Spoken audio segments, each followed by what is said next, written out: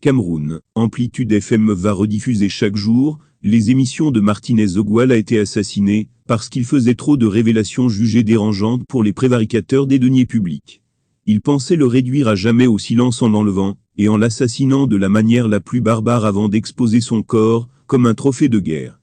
Martinez Zogo est mort, mais sa voix va continuer par troubler la tranquillité des criminels financiers du Cameroun. Selon les informations qui parviennent à la rédaction de Cameroun Web, la direction de la chaîne de radio Amplitude FM a décidé de poursuivre la diffusion des émissions Embouteillage de Martinez Zogo.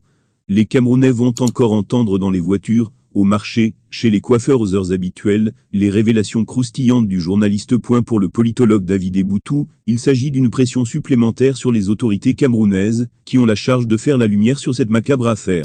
Je salue cette magnifique idée de la hiérarchie de la radio Amplitude FM de faire diffuser l'émission de Martinez Zogo aux heures habituelles. C'est aussi une forme de pression, a-t-il déclaré. Réseau Mafieux du fond de sa cellule, Amougou Belinga attend impatiemment l'évolution de son dossier. Ses adversaires qu'il avait pris soin de jeter en prison, quand il était encore puissant, ne se font pas prier pour lui régler ses comptes. Les révélations croustillantes fuient de part et d'autre. L'homme qui se fait appeler le fils aîné de Paul Biya, Gilbert Bahangla, éventre le système d'escroquerie d'Amougou Belinga. Selon l'ancien journaliste, le PDG du groupe, l'anecdote était détenteur d'une carte VIP de la Direction Générale de la Recherche Extérieure, DGRE, en plus de son passeport diplomatique centrafricain. C'est cette carte qui permettrait à l'homme d'affaires de se faire passer pour un proche de Paul Biya, bien introduit dans le sérail.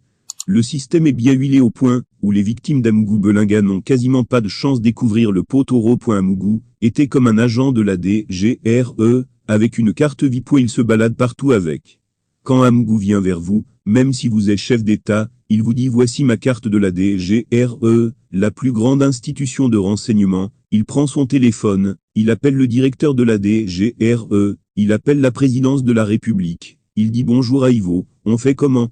On croit en ce qu'il dit, révèle Gilbert Bahangla. Le fils aîné de Paul Biya est convaincu que Maxime Eko, également en détention à la prison centrale de Kondangui, dans le cadre de l'affaire d'assassinat du journaliste Martinez Zogo, est le cerveau de ce puissant réseau d'escroquerie, qu'ils à volonté des moyens de l'État. Si Amougou Belinga s'est cru par moments intouchable, c'est parce qu'il aurait réussi ses propres partenaires de crime. Il les a roulés tous.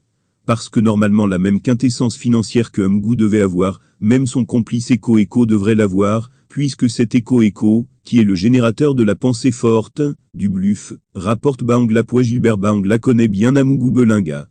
C'est lui qui a donné au jeune pousseur de charrette sa première chance d'entrer dans l'univers médiatique. Sans lui, les Camerounais ne connaîtraient peut-être Amougou Belinga et Martinez Zogo seraient peut-être encore en vie. Il doit certainement regretter avoir aidé ce jeune Amougou Belinga, qui avait fui le recrutement de l'armée, car c'est lui qui l'a finalement envoyé en prison.